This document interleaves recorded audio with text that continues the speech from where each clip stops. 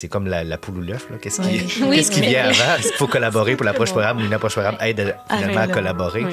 Mais à mon sens, à moi, c'est vraiment une de ces plus grandes qualités de l'approche programme, c'est de développer ou de contribuer activement à cette collaboration-là intrinsèque des programmes.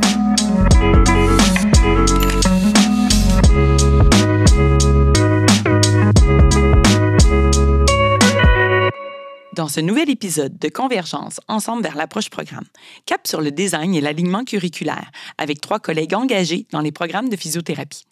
Découvrez comment ces actrices et acteurs construisent un programme ancré dans l'avenir de la profession, à l'écoute des besoins des personnes étudiantes et de l'ensemble des parties prenantes. Du lac à l'épaule pédagogique aux décisions parfois déchirantes sur la répartition des crédits, l'équipe cherche à préserver l'harmonie, à maintenir l'engagement collectif et à s'outiller pour naviguer dans la complexité. Nos invités livrent des pratiques concrètes, des défis que vous reconnaîtrez et des pistes éclairantes pour faire vivre l'approche programme au quotidien. Nous avons le plaisir d'accueillir 3 collègues qui travaillent en collégialité et en concertation avec l'équipe de ces programmes. Andréane Blanchette, professeure et directrice des programmes en physiothérapie. Bonjour. François Paquette, chargé d'enseignement en médecine et adjoint à la direction des programmes en physiothérapie. Bonjour François. Et Andréane Beaulieu, conseillère en pédagogie universitaire au Centre de formation continue et d'expertise pédagogique en sciences de la santé, Pédagogia. Bonjour. Mais merci à vous 3. Je suis vraiment heureuse de vous accueillir. Aujourd'hui, on va avoir l'occasion, en fait, de discuter de ce continuum entre les programmes de baccalauréat et de maîtrise. Puis, depuis 2017, vous avez vécu, en fait, plusieurs transformations, plusieurs changements, différents facteurs aussi qui ont mené à cette évolution et à l'amélioration continue de vos programmes. J'aimerais ça, si on pouvait en discuter un peu, puis de voir qu'est-ce qui a suscité votre intérêt envers non seulement l'amélioration continue, mais particulièrement par rapport au design et à l'alignement curriculaire. Est-ce qu'il y a quelqu'un qui veut se lancer? Bien, je pourrais commencer en disant peut-être qu'au programme de physiothérapie, en fait, étant un programme qui mène à une profession, on a quand même des exigences. Alors, c'est certain qu'on doit atteindre, en fait, on cible un profil d'entrée à la pratique en physiothérapie. Alors, tout ce profil-là, on a des exigences au niveau canadien. Et il y a un référentiel de compétences au niveau canadien qui a été mis à jour plus tôt dans les années dont vous parliez, dont tu parlais, Natacha.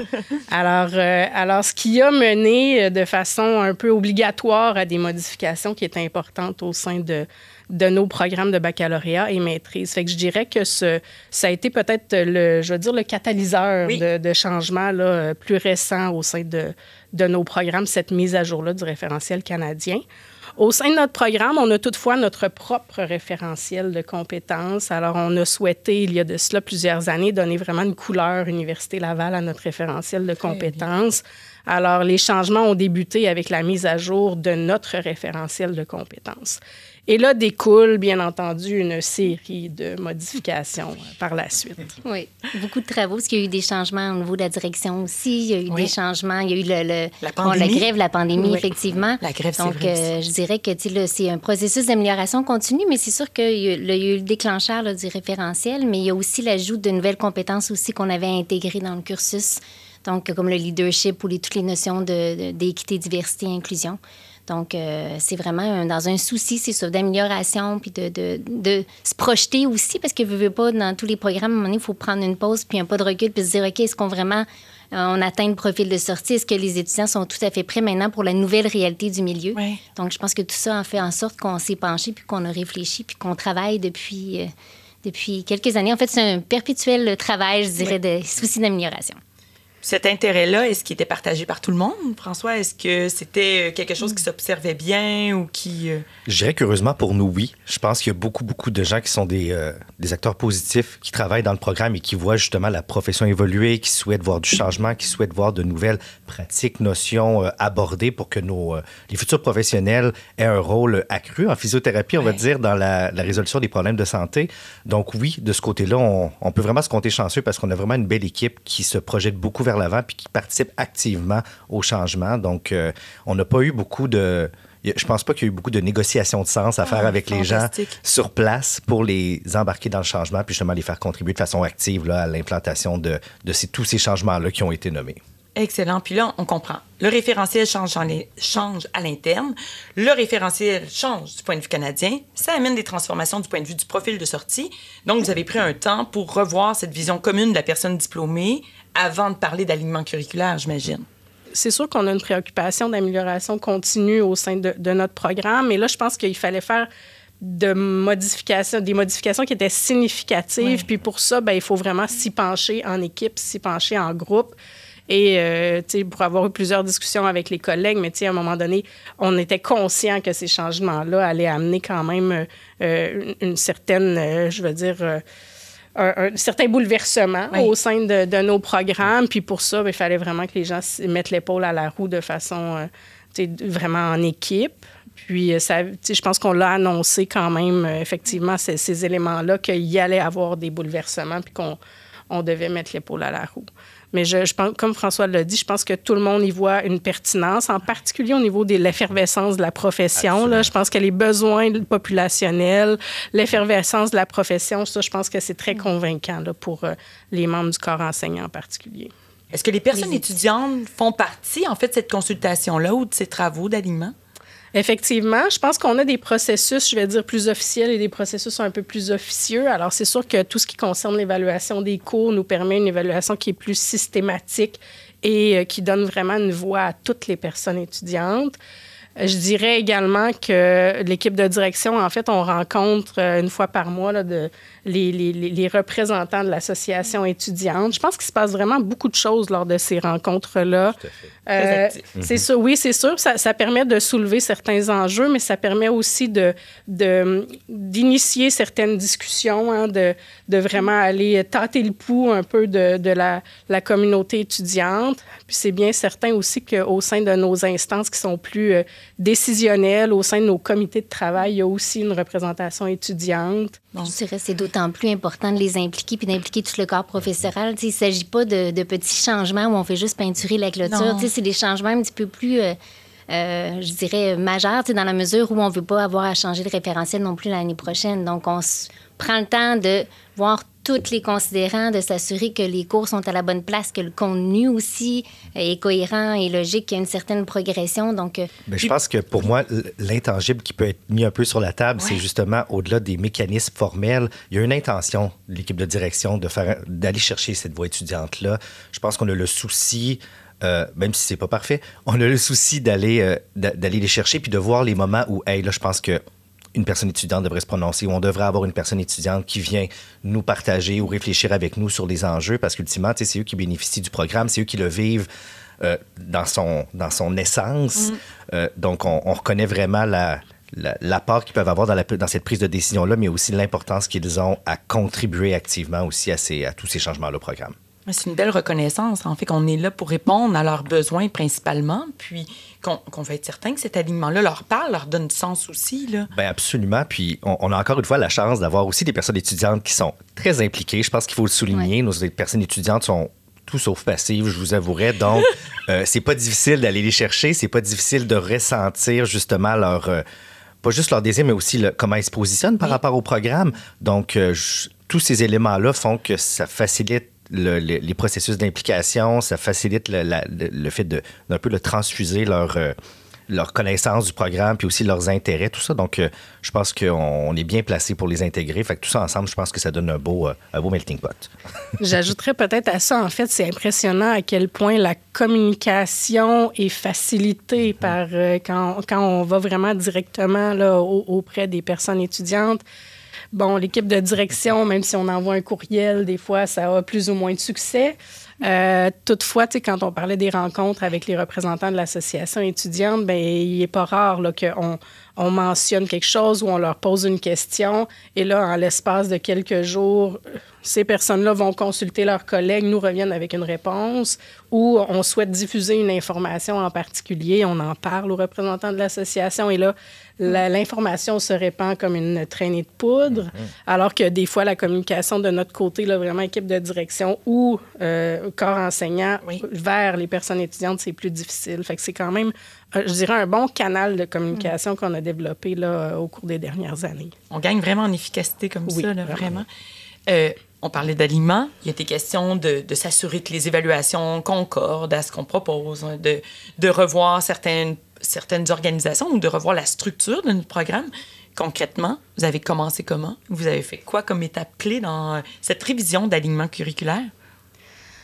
Partie de ton beau tableau. Oui, mon Dieu, c'est mon outil Allez-y avec le tableau. Parmi les outils programmes qui, à mon sens, doivent vraiment se situer là, au cœur de nos travaux. Alors, de notre côté, bien entendu, sur la base de notre référentiel de compétences, on se développe d'abord des plans cadres, oui. C'est-à-dire que chaque cours a vraiment une espèce d'alignement. Où est-ce que quel est le but du cours? Où est-ce qu'il se situe dans le programme? Quels sont les cours en lien avec ce dernier? Quelles sont les compétences qui sont couvertes dans ce cours? Bref, avec beaucoup de détails dans ces plans de cadre-là. Mais le plan cadre en soi, pour chacun des cours, ne suffit pas. Il faut vraiment avoir une vision programme. Ce qui fait que sur les conseils d'Andréane, on a développé ce qu'on appelle une matrice cours-compétences. Alors, dans cette matrice-là, concrètement, c'est un grand tableau d'Excel, mais qui permet vraiment de voir tout au long du programme où sont développées les compétences et pour s'assurer qu'il y a une progression au niveau du développement de ces compétences-là. Oui, qui est fluide, hein, qui répond aux besoins puis qui suit l'étudiant aussi. Là. Exactement. Alors, notre tableau d'Excel, c'est simplement les compétences placées en fonction des différents cours, en fonction des années du programme et ce qui nous permet d'avoir vraiment une vision d'ensemble de ce qui en fait, de notre vision programme. Moi, à mon sens, c'est vraiment l'illustration de notre vision programme, là, cette fameuse matrice-là. Je pense que c'est un outil qui est vraiment clé. Là. Qui est vraiment essentiel, tout à fait. Puis ça permet aussi, à l'inverse, pour une personne enseignante, de savoir exactement où est-ce qu'elle se situe dans le développement des compétences, puis de dire, parfait, bien moi, dans mon cours, il y a telle sous-composante qui devrait être développée. Ah, ils ont déjà été abordés dans tel et tel autre cours avant, et elles le seront aussi par la suite. Donc, ça permet de jauger un petit peu, justement, comment se positionner. À mon sens, c'est un outil qui est incontournable, là, si je peux dire, qui est utilisé, réutilisé et réinvesti dans nos discussions, rencontres, développement de tout. Donc, c'est vraiment un outil très, très, très, très précieux pour ce changement-là. Mais j'aimerais quand même ça mettre sur la table aussi un outil peut-être un petit peu moins formel qui a quand même contribué à ce changement-là. Allons-y. Parce qu'il faut quand même mentionner qu'Andréane a avantageusement décoré son bureau de grandes affiches dans lesquelles elle a inséré les cours et c'est sur des post-it puis par lesquels on a fait ce jeu-là de placer les cours, d'avoir une trajectoire, pour avoir une vue d'ensemble vraiment, outre les compétences, mais vraiment de voir, bien, chaque cours a la place où est-ce que ce serait avantageux de le placer en fonction aussi des diverses contraintes qui étaient énumérées juste à côté. Oui. Donc, de façon visuelle, on pouvait voir directement, bon, bien, où est-ce qu'il se place le cours en tant que tel? Là? Comment on peut, dans la trajectoire, le placer? Là? C'est quoi les contraintes qui sont devant nous? OK, Donc, ça a permis de mettre beaucoup de choses en lumière avant de se dire, bon, bien, parfait, après ça, ce cours-là, comment on le réintègre, puis comment les compétences qui y sont développées, bien, ils s'insèrent après ça dans l'approche par programme. Non seulement c'est un repère visuel, mais ça évite des angles morts aussi, parce que là, on est capable de percevoir toute problématique potentielle, là, puis en jeu. Puis comme son bureau aussi est quand même très fréquenté, je dirais que tout le monde qui entrait dans son bureau a eu l'opportunité justement de voir, d'être un peu teinté par ces changements-là. Je pense que ça montre autant aux étudiants aux personnes étudiantes qu'au personnel enseignant l'importance puis tout le travail derrière ça, hein, parce que ça se fait pas en un claquement de doigts. Je veux dire, ça demande quand même beaucoup de travail, donc je pense que cet outil-là, c'en est un parmi tant d'autres qui permet d'avoir vraiment la vision macro. Le référentiel, mais tu sais, je l'ai bien expliqué, c'est vraiment l'outil de base du programme. C'est comme la Bible, si on veut, ou que là, c'est notre outil de référence. Et un peu le contrat entre, dans le fond, le programme et les enseignants. Puis après, mais c'est sûr que de ça va découler le plan de cours, mais aussi le plan cadre. Puis le plan cadre, je pense qu'il gagne à être aussi... ça demande du travail, c'est pas toujours évident, mais ça permet vraiment aussi de s'assurer, de voir qu'est-ce qui fait consensus programme, puis s'assurer aussi que lorsqu'il y a des changements ou du mouvement au sein du personnel, mais s'assurer que garder des traces de qu'est-ce qui faisait consensus programme, qu'est-ce qui a été décidé, c'est quoi justement la place, la couleur, pour après ça y aller avec le plan de cours, puis essayer de voir c'est quoi plus les initiatives ou les modalités pédagogiques ou d'évaluation qui sont plus propres à ce cours-là. Est-ce que vous en avez eu de la résistance dans le déploiement de plans cadres ou l'intégration de nouveaux plans cadres, parce que ça n'existait pas? Est-ce qu'il y a des personnes enseignantes, des membres, en fait, du corps professoral qui se posent des questions par rapport à leur liberté académique ou par rapport à différents principes? Je corrigerais juste que les plans cadres, en fait, étaient existants dès l'implantation du continuum bac-maîtrise en physiothérapie, fait qu'en 2008, pardon. 2017, la révision. Au niveau de la résistance, en fait, je pense pas qu'on peut parler de résistance. Je pense que j'ai le goût de parler presque d'ambition ou de... dans le sens que parfois, les responsables de cours vont en vouloir davantage. Mais c'est-à-dire que notre plan cadre illustre, à notre avis, les éléments minimaux, ce qui doit obligatoirement être vu dans le cours. Et là, on parle de sous-composantes de compétences en particulier. Je pense que parfois, certains responsables de cours nous disent « Oui, mais pourquoi dans mon cours, il n'y a pas ça aussi et ça aussi, si on veut? » Et là, c'est là qu'on ressort notre matrice cours-compétences avec notre vision programme pour faire la démonstration. Vous voyez, au niveau du programme, on a pensé que ces compétences-là, par exemple, étaient développées davantage à partir de la 3e année. Il n'y a rien qui empêche de semer des graines parfois dans les années précédentes et tout ça, mais en termes d'exigence minimale, chaque responsable de cours a une idée de où se situe son cours en particulier. Je dirais que en termes de liberté académique ou définitivement, il y a une ouverture à ce que les personnes responsables de cours nous partagent les modifications qui sont souhaitées. Ça demeure que tant et aussi longtemps que les modifications qu'ils souhaitent apporter s'intègrent bien dans le plan cadre. Alors, si on couvre les mêmes compétences, si... on utilise, somme toute, les modalités, les espèces, on suit les lignes directrices en ce qui concerne les modalités d'apprentissage ou les modalités d'évaluation. Il n'y a pas d'enjeu à ce niveau-là, mais si, effectivement, on souhaite sortir de cet alignement-là, il n'y a rien qui empêche à la personne responsable de cours de nous en parler. Mais c'est sûr que ça nécessite une communication quand même en continu. Quelqu'un qui fait des changements seul dans son coin, ça aura des impacts significatifs là, sur notre programme. Fait que effectivement, c'est plutôt exigeant en termes d'échange et de communication. Je pense que c'est bien... Une fois que c'est bien expliqué, c'est bien compris. Donc, il y a une certaine ouverture puis une compréhension. Parce que, c'est pour éviter d'avoir des trous aussi dans le programme, s'assurer que tous les éléments de contenu vont être couverts. Puis, parce qu'on ne l'a peut-être pas mentionné, mais dans le référentiel aussi, c'est vraiment en termes de qu'est-ce qui est enseigné, évalué, puis qu'est-ce qui est évalué également uniquement là, dans les cours. Là. Puis je dirais que des fois, avec le manque de ressources ou autre, donc c'est s'assurer d'avoir une responsabilité partagée et de faire chacun son petit bout de chemin pour pas que ça repose uniquement sur la direction. Là. Effectivement. Tout à fait. Puis on dirait que tu soulèves un point intéressant quand même, que justement, c'est une révision de ce qui est fait. Il y a toujours aussi un travail à faire avec justement nos collègues pour que la version du cours ne vienne pas nécessairement teinter le plan cadre et que ce soit plutôt l'inverse. C'est souvent un plan cadre, mais comme Andréane l'a bien mentionné, c'est les attentes minimales, c'est vraiment axé sur les sous-composantes de compétences. Mais quand le cours, ça fait déjà plusieurs sessions de suite qui se donnent et que l'enseignant, il a amélioré, développé son contenu, développé ses méthodes pédagogiques. Puis après ça, souvent, le clash un peu de retourner dans le plan cadre qui est un peu plus simpliste, volontairement, des fois, ça crée justement ces malaises-là, de dire, moi, mon cours va beaucoup plus loin dans tels aspects, puis est-ce qu'on pourrait négocier ça? Alors, ça nécessite justement cette communication-là, comme le disait Andréane, de ramener ça aux objectifs du plan cadre, puis d'essayer justement que le plan cadre représente en fait le cours, sa place, qu'il doit faire et comment les choses doivent être développées.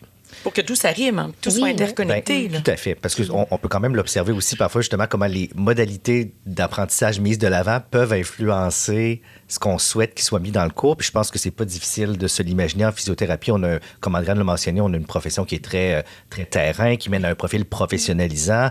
Une des méthodes pour être le plus pédagogique et expérientiel possible, c'est de faire vivre déjà un peu la réalité clinique aux étudiants très, très tôt. Mais très, très tôt, le développement des compétences n'est pas nécessairement rendu à les faire résoudre des choses très complexes. Donc, souvent, ça s'entremêle parfois la modalité pédagogique utilisée puis les objectifs du cours poursuivis. Fait que les deux peuvent coexister, mais dans le plan cadre, il faut que ce soit clair que la place du cours est peut-être plus dans un élément, disons, plus fondamental, mais qu'après ça, comme tu le mentionnais, au niveau de la liberté académique, que l'enseignant a toute la latitude de choisir la modalité qu'ils jugent la plus appropriée pour atteindre des objectifs.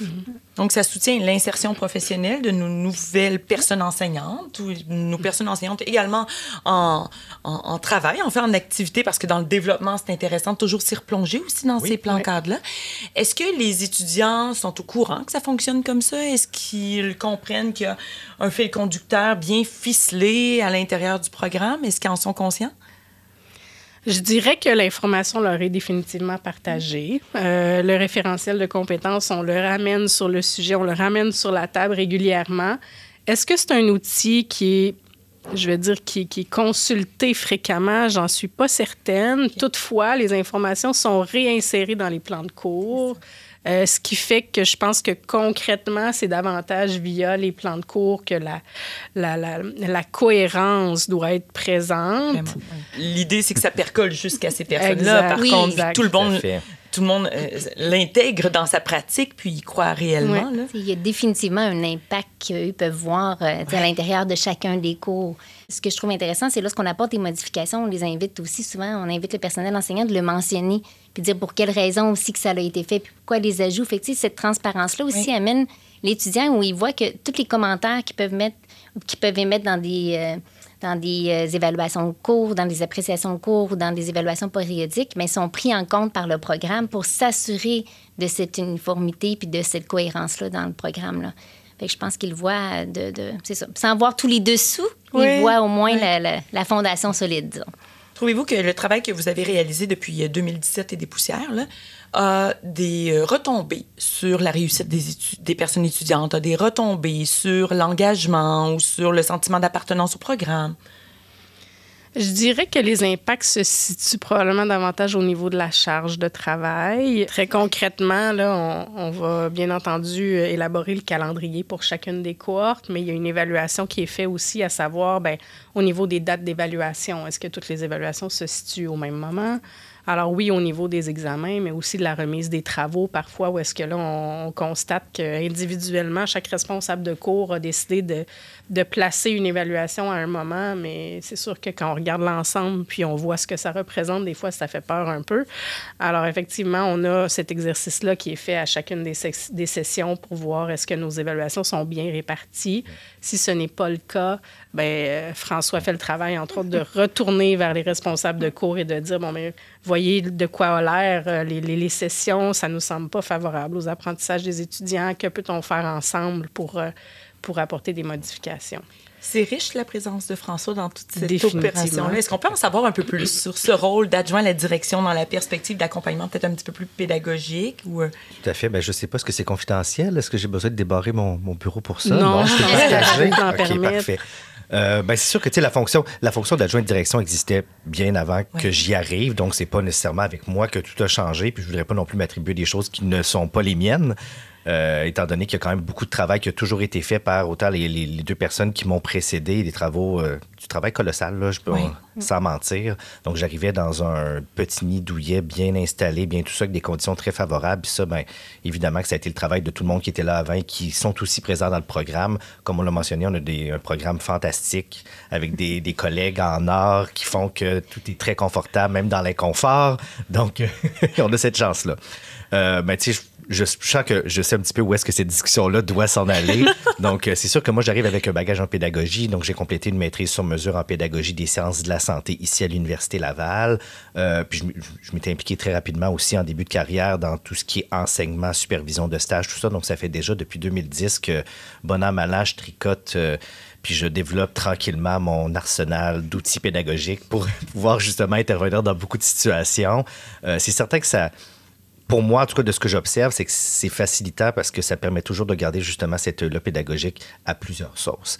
Moi, comment j'approche les situations, c'est toujours d'abord avec un regard pédagogique sur, qu'est-ce que le programme devrait faire? OK, la personne étudiante, est-ce qu'elle a le soutien nécessaire pour ses apprentissages? Donc, vraiment, cette notion-là de développement, apprentissage, appréciation des compétences, c'est un élément qui est central dans toutes les situations que j'aborde au quotidien. Fait que c'est sûr que ça a quand même pas mal d'avantages. Ça fait que ça ramène toujours justement sur la table, OK, pour les apprentissages, qu'est-ce qu'on fait? OK, mais en termes de compétences, où est-ce qu'on s'en va? OK, mais en termes d'évaluation, est-ce que ça, c'est possible? Puis c'est sûr que quand les discussions s'articulent autour de ça, bien, ça facilite la recherche de solutions qui, finalement, sont adaptées à nos réalités de programme. Je sais que ça a l'air très... Je suis encore très dans la théorie puis dans les mots un peu plus larges, mais tu sais, ce que ça peut représenter dans le concret, c'est que même dans les petites discussions de corridor, comme on dit, où on se parle de 2-3 situations, ah oui, bon, telle personne étudiante vit ça. OK, est-ce qu'on l'enligne vers ça ou ça? Oui.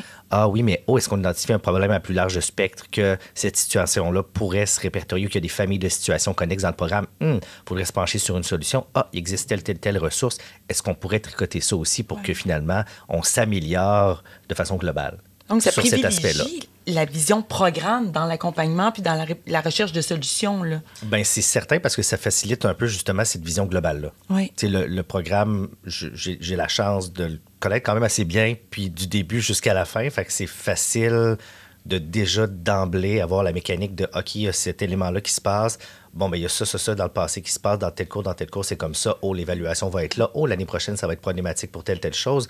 Fait que d'avoir déjà ces mécanismes-là, ça sauve du temps. Je pense que ça augmente beaucoup l'efficience. Puis ça contribue, je pense, de façon un petit peu plus directe à trouver des solutions là, maintenant, tout de suite. Est-ce que ça contribue aussi à rallier? Quand on sait qu'on a un porteur, on a quelqu'un qui veille à avoir un œil... Moi, peut-être que je m'excuse. J'allais pas répondre, j'allais te laisser justement répondre à cette question-là. Ce que j'aimerais ajouter, François a parlé de son arsenal d'outils pédagogiques. Moi, à mon avis, c'est beaucoup ça qui vient enrichir notre équipe, c'est-à-dire que au moment où un enjeu est soulevé, parfois, quand on n'a pas de formation pédagogique, et là, je parle en connaissance de cause, on a l'impression que les options sont peut-être moins nombreuses. Mm-hmm. Et là, on a un François qui arrive justement avec sa banque d'outils et nous illustre qu'en fait, il n'y a pas seulement une solution, mais il y en a peut-être plusieurs. Il y a plusieurs possibilités, exactement. Fait que j'aurais le goût de dire que au niveau de rallier les troupes, je ne le sais pas, mais au niveau de... je vais dire, travailler en équipe et trouver des solutions, je pense que ça facilite énormément les choses. Oui. Puis, Andréane, par rapport à ton rôle dans tout ça, il y a également une belle contribution. Tout à fait. Puis j'ai la chance de faire partie d'un beau programme. Puis depuis quand même certaines années aussi, là, à la faculté, la façon qu'on fonctionne aussi, c'est qu'il y a un conseiller pédagogique qui est attitré à un programme. Donc, le fait de connaître aussi, d'avoir été là à travers les différentes années, les différentes étapes, ça permet un peu d'avoir la même connaissance là, que François. Puis je pense que ça reste un travail d'équipe, d'utiliser les forces de chacun aussi. Le fait d'être, moi, des fois, un regard extérieur. Tu sais, je veux dire, je suis pédagogue, mais je ne suis pas physiothérapeute à part être une bonne cliente. mais je pense que ça permet aussi des fois de poser des questions tu sais, un peu plus naïves ou qui permettent de voir un autre angle face à une situation et tout ça. Donc, non, j'apprécie beaucoup la place qu'ils me font. Puis ça crée aussi, tu sais, le fait de créer des relations aussi avec les enseignants, mais ça permet aussi d'avoir la confiance aussi, puis de pouvoir les accompagner, puisqu'on accompagne autant individuellement les personnes enseignantes que le programme en soi. Puis je dirais, c'est ça, c'est la force aussi de toute l'approche programme, c'est de s'entourer, tu sais, des personnes aussi de la gestion des études, s'entourer au comité de programme, d'une variété aussi de représentants du corps professoral. Que ce soit les chargés d'enseignement en médecine, les professeurs, la clientèle étudiante aussi, comme on disait. Donc, je pense c'est ça. On gagne à travailler ensemble, puis voilà. Dans ce cas, oui. Je voulais juste ajouter, tu sais, à cette époque des guichets uniques et des adresses génériques, je ne peux pas m'empêcher d'insister sur le fait que la connaissance qu'Andréane peut avoir de notre programme, c'est très précieux parce que on n'a pas besoin de contextualiser nécessairement nos demandes. Puis je crois que c'est ce qui fait aussi que les membres du corps enseignant se tournent assez rapidement vers Andréane. C'est-à-dire, dès qu'il y a un enjeu ou dès qu'il y a un questionnement qui est mis sur la table, je pense que tout le monde a tendance à se référer à Andréane. Je pense que c'est une chance, là, un peu d'avoir quelqu'un qui a cette historique-là puis cette connaissance-là de notre programme. Mais une particularité aussi, je dirais, en tout cas, entre autres, des programmes de réadaptation, c'est d'avoir une retraite aussi annuelle. Puis je trouve que c'est une belle occasion aussi, mis à part des formations qu'on peut donner je veux dire, à la carte, que ce soit avec Pédagogia ou des formations ou de l'accompagnement plus individuel sur des sujets précis. Mais la retraite programme aussi permet des fois de faire un bilan puis de dire, OK, mais sur quoi qu'on aurait besoin de travailler cette année? Est-ce qu'il y a un sujet d'intérêt? Puis ça, je me souviens, des fois, on se rend compte aussi, puis on discute, puis on dit, OK, oui, on pourrait peut-être parler davantage de l'anxiété. Mettons, on pourrait parler davantage des concepts de DI.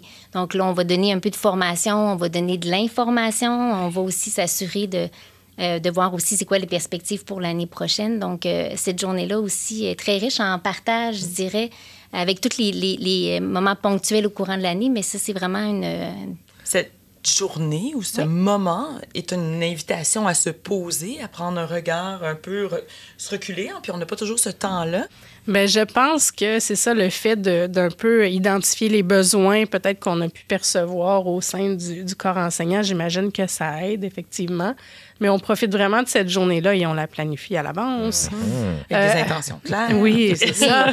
Alors, ce qui fait que l'aspect de travailler de façon commune, en équipe, sur un point en particulier, sur une thématique en particulier, je pense que c'est ce qui amène un intérêt là, plus soutenu, je pense, que de la part des membres du corps enseignant.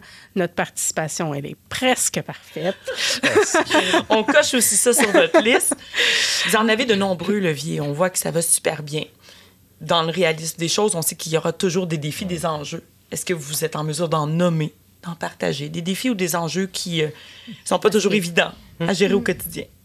On peut parler d'espace dans le programme, d'espace pour intégrer des choses. André l'a mentionné tout à l'heure.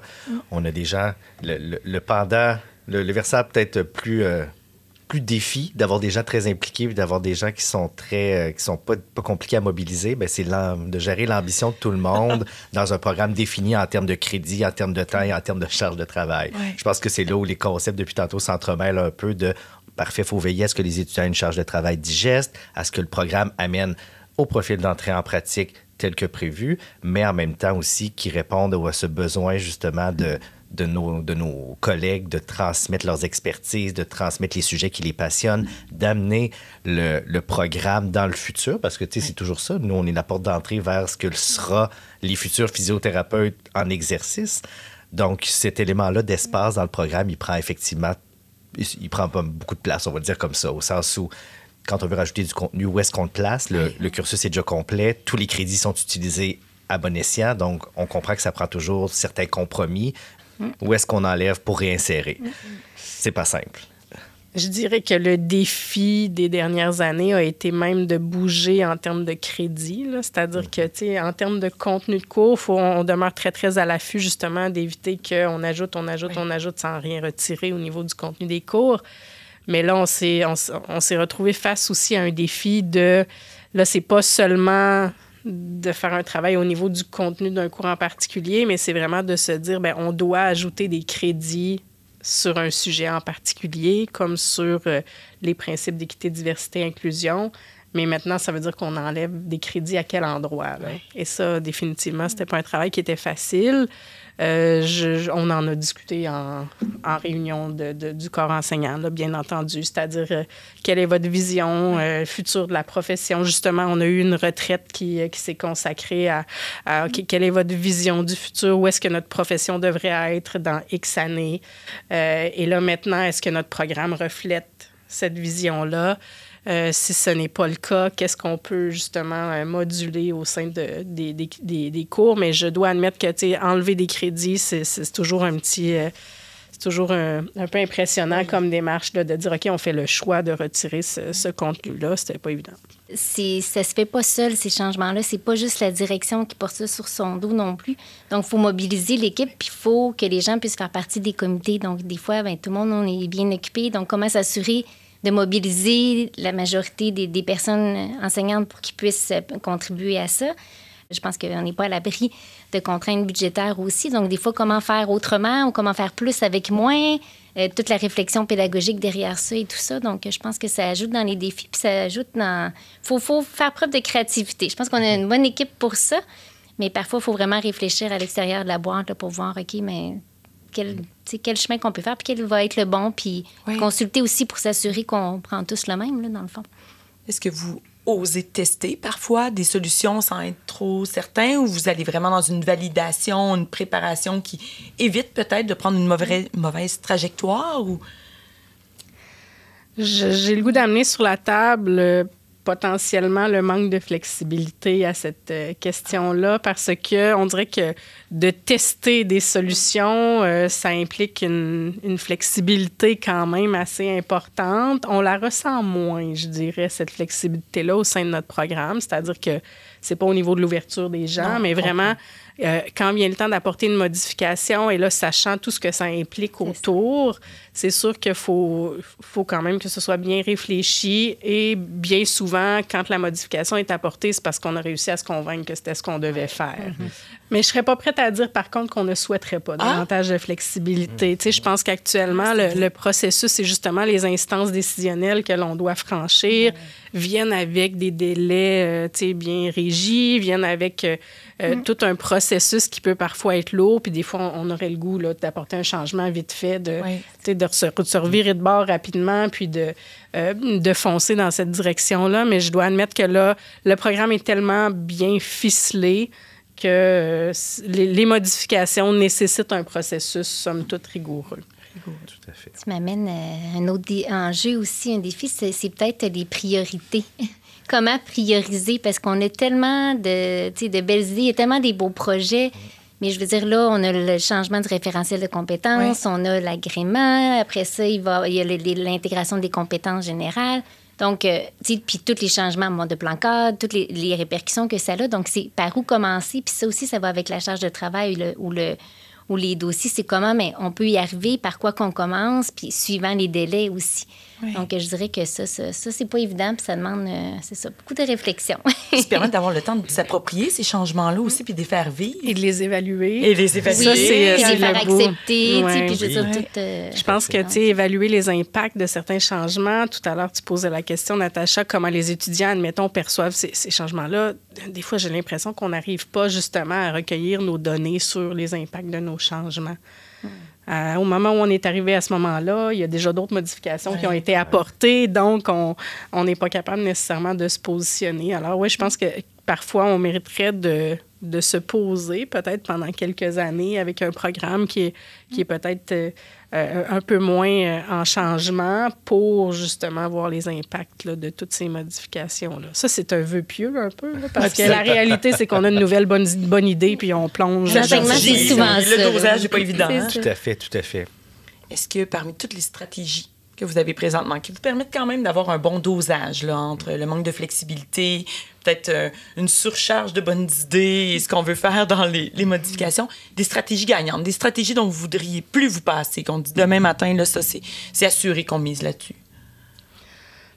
De mon côté, définitivement, le comité pédagogique. Je pense qu'on a, pendant plusieurs années, en fait, puis là, je veux pas qu'on s'y méprenne, mais pendant plusieurs années, en fait, ce qu'on faisait, c'est qu'on créait des comités un peu ad hoc pour dire, OK, bien, il y a un comité de travail qui va être qui va se former pour aborder tel sujet.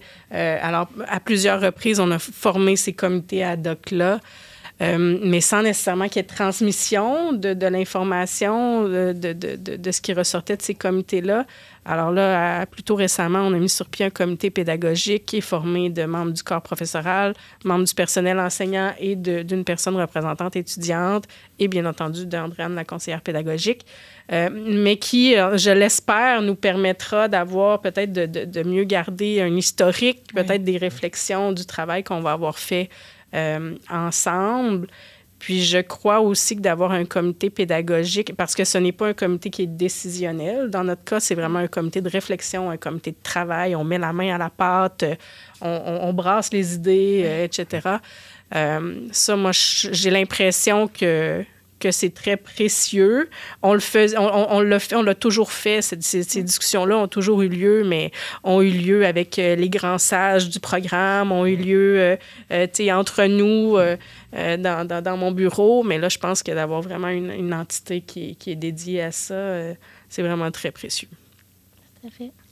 J'ajouterais, c'est ça, moi, j'y allais dans le même sens. C'est vraiment la collaboration, je pense, qui est une clé, un incontournable. Le fait de parler, de partager aussi les bons coups. Puis aussi de s'assurer que... Parce qu'on n'a pas à tout réinventer la roue non plus. Hein. Fait que s'aider de ce qui se fait ailleurs aussi, de s'inspirer, Donc, je pense qu'on gagne à discuter puis à communiquer, je pense, pour bien avancer.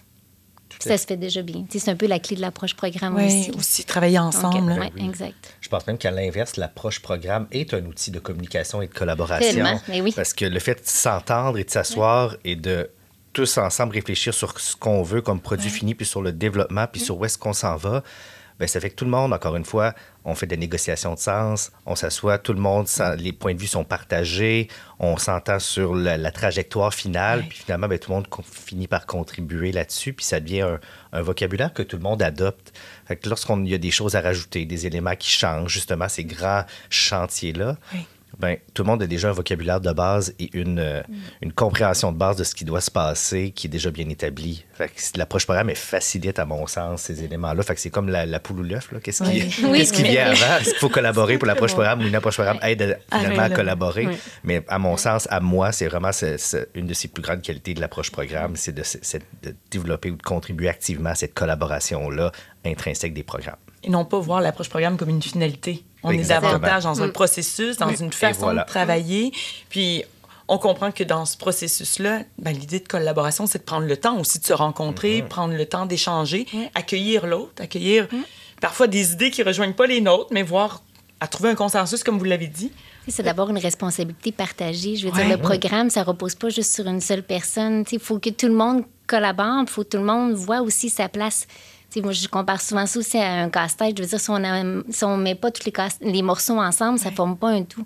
Donc, le fait c'est ça, d'aller chercher la perception de tout le monde, le fait d'impliquer aussi les personnes étudiantes, justement, dans le comité étudiant, mais je pense que ça leur montre puis ça leur explique aussi pourquoi. C'est pourquoi on fait ça. Puis ça, cette collaboration, puis je dirais de transparence aussi, dans les méthodes de communication aussi, pour montrer, bon, voici on est rendu où, voici pourquoi on fait tel changement. Donc, oui, pour faire du pouce sur ce qu'on disait tout à l'heure, l'importance de documenter, mais ça permet aussi de garder la motivation, garder la mobilisation aussi des personnes là, au sein du programme. Moi, je dois admettre que lors de nos rencontres, que ce soit au niveau de la retraite, que ce soit au niveau des rencontres des différents comités, je dirais pas que je prends un malin plaisir, là, mais je trouve ça quand même intéressant parce qu'on s'élabore un ordre du jour et régulièrement, on a de la difficulté à respecter notre ordre du jour. C'est pas parce qu'on souhaite...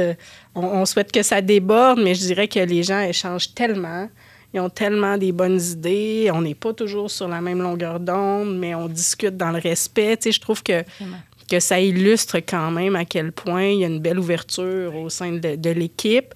Les gens se sentent les bienvenus pour émettre leur point de vue, même si ces points de vue-là diffèrent. Mais des fois, nos rencontres se prolongent et des fois, on n'arrive pas à respecter exactement notre ordre du jour. Mais c'est ça, mais je trouve ça toujours intéressant de voir ça. Là. Oui. Puis dans tout ça, est-ce que vous avez encore des aspirations ou des prochaines étapes qui s'en viennent? Oh mon Dieu! Bien, je pense que notre aspiration première, puis tu me corrigeras, Andréane, si je me trompe, bien, on a parlé de flexibilité tout à l'heure, mais outre la flexibilité de faire des changements, je pense que la flexibilité du programme va demeurer un enjeu et quelque chose sur lequel on va avoir un œil. On parlait de réussite étudiante. Au début, Natacha, tu l'as mentionné à quelques reprises. C'est aussi un souhait qu'on a de pouvoir avoir un programme qui, sans se déconstruire pour se reconstruire, bien, offre un certain espace à ces personnes-là qui ont des besoins peut-être plus particuliers ou qui doivent cheminer sur un petit peu plus longtemps. Actuellement, comme tu peux probablement te l'imaginer, avec nos compétences et nos cours qui sont très enchâssés ensemble, que tout est organisé selon un tout qui fait un big picture, d'abord et avant tout, bien, quand la personne ne peut pas compléter son programme dans le big picture, comment on fait? Oui. Comment on fait parcours atypiques, là. Exactement. Oui, comment on fait pour refaire cheminer quelqu'un pour que ça donne le même big picture, mais sur plus longtemps, de façon... Alors que les compétences, elles, ben, nous, c'est conçu pour que tout s'enchaîne et que tout soit... au quart de tour. Exactement. Bien ficelé, les rouages sont présents, ils fonctionnent bien, ils sont bien huilés. Donc, quand les rouages ne fonctionnent pas, qu'est-ce qu'on fait? Puis on est un peu dans ce casse-tête-là, essayer de trouver des solutions pour lesquelles, justement... Qui serait souhaitable pour ces personnes-là, puis pour les accompagner au mieux, parce que l'objectif, c'est évidemment que tout le monde réussisse et que tout le monde gagne, comme on l'a répété parfois avec les étudiants. Donc, on souhaite vraiment travailler sur cet aspect-là pour que ce soit facilitant. Oui, super. Moi, je rajouterais pour avoir le regard externe, puis voir aussi, les voir travailler, voir toute le bel enthousiasme et la belle mobilisation, je dirais, du personnel enseignant. Mon souci, ça serait de s'assurer de garder ça aussi, parce que je sais que des fois, c'est pas facile. Là, ça fait longtemps, comme mentionnait Andréane, qu'on travaille sur le référentiel de compétences. Il y a souvent des changements, il y a d'autres obligations qui arrivent aussi. Donc, s'assurer que malgré tout ça, on garde espoir, comme on va aboutir, puis qu'on puisse cocher certaines petites réussites, voir les réussites puis les premiers pas qui sont franchis, sans voir juste la grosse montagne. Parce qu'après, cette montagne-là, il va en avoir d'autres montagnes. C'est ça, c'est d'y aller par étapes, puis d'encourager aussi les succès, puis de s'entourer justement pour diminuer cette pression-là aussi. Oui. Je pense que ça serait un peu ça, parce que c'est ça, pour pas perdre cette belle mobilité ou ce beau dynamisme-là de groupe-là. Une réelle synergie au sein du programme, des programmes, en fait, dans ce continuum-là. Oui. Mais j'ajouterais peut-être, parce que je partage le point de vue d'Andréane à ce niveau-là, c'est-à-dire que, tu sais, à force de toujours être en amélioration puis en développement, parfois aussi, il y a des impondérables qui se présentent et qui, là, viennent nous déstabiliser un petit peu parce qu'on était au maximum de nos capacités.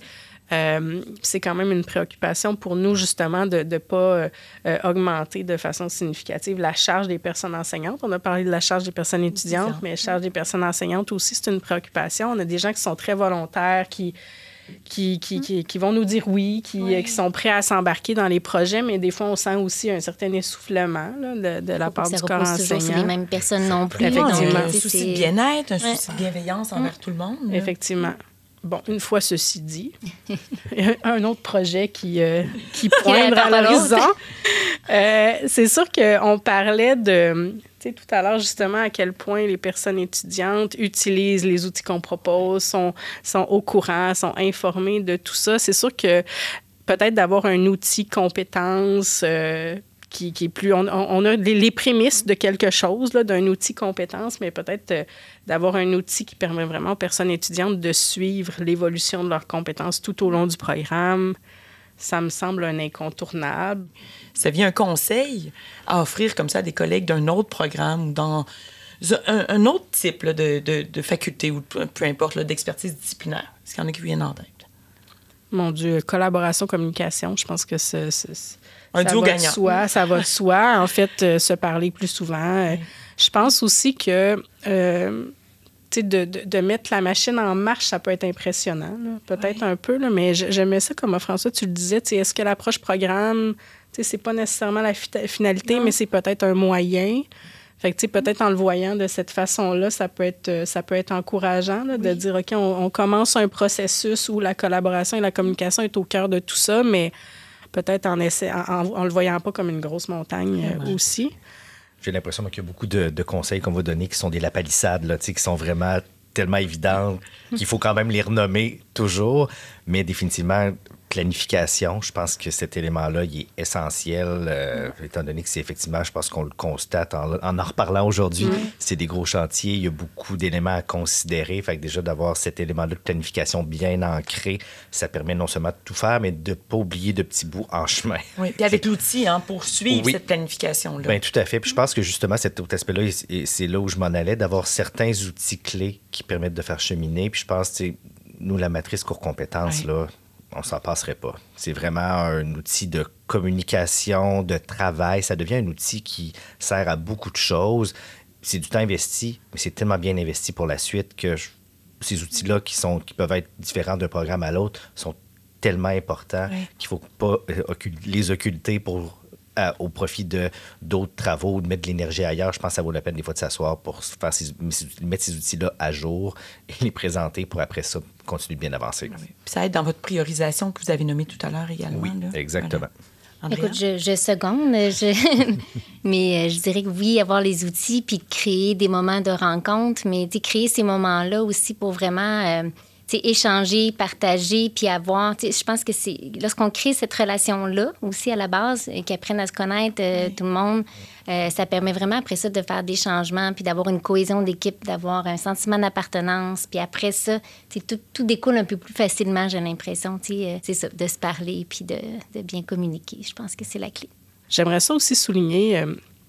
il y a eu l'ajout plus récemment là, d'un professionnel de développement, de recherche et de développement. Planification de recherche, je l'avais presque. Qui a des belles compétences en gestion. Alors, tu sais, tout à l'heure, quand on parlait de planification, d'avoir un tableau de suivi, tout ça, gestion de projet, oh mon Dieu, que je vais me permettre de nommer Jacob Tremblay, qui actuellement, tu sais, justement, quand on est membre d'une équipe de direction, ces compétences-là, on ne les a pas nécessairement développées au préalable, là. Alors, c'est très intéressant et important de pouvoir bénéficier justement des compétences de chacun et chacune au niveau des membres du personnel de soutien qui viennent nous appuyer dans ces changements-là puis faciliter énormément notre travail. Là. Des alliés, des vrais alliés. Vraiment des alliés, pour entourer l'équipe. Puis, c'est sûr qu'il y a pédagogie, il peut y avoir tout le soutien audiovisuel aussi, donc toutes les demandes de formation aussi, de développement pédagogique. Donc, ça, c'est plus pour le soutien budgétaire. Donc, je pense que c'est d'aller chercher vraiment les ressources qui sont à notre disposition, aller les chercher au bon moment, puis d'impliquer les personnes clés aussi, le plus tôt possible pour pouvoir, dans les processus. Là. Le fait, je pense, de faire une sollicitation intelligente, je vais dire, des ressources, ça demeure la clé au sein de l'école. On a une belle confiance entre le directeur de l'école, qui est davantage décideur au niveau des ressources humaines, ressources financières. Mais je pense que, justement, de réfléchir à une utilisation responsable des ressources humaines et ressources financières, ça a comme effet, j'imagine, je l'espère, que le directeur de l'école n'a pas l'impression qu'on tente d'ambitionner, mais plus que nos demandes sont réfléchies, sont justifiées. Bien souvent, quand on arrive avec une demande, c'est parce que le comité pédagogique y a réfléchi, le comité de programme s'est positionné. Et là, on arrive avec cette demande-là au niveau de l'école pour défendre notre besoin en ressources humaines, ressources financières. Fait que je pense que c'est une espèce de relation de confiance également là, qui se développe entre les programmes et l'école. Pour mener toutes vos aspirations puis vos projets. Là. Mais c'est sûr que les ressources sont limitées comparativement à toutes nos aspirations et nos projets. On comprend. Définitivement. De là, l'importance de prioriser. Voilà. Les idées sont illimitées. Absolument. Et elles sont très inspirantes, vos idées. Vous formez une magnifique équipe. Merci de tous ces partages, de toutes ces belles inspirations pour nous lancer. Une belle continuité. Je crois que c'est ce qu'on peut vous souhaiter. Puis que ça puisse inspirer encore une fois les gens vers l'approche programme. Merci beaucoup. Merci. Merci.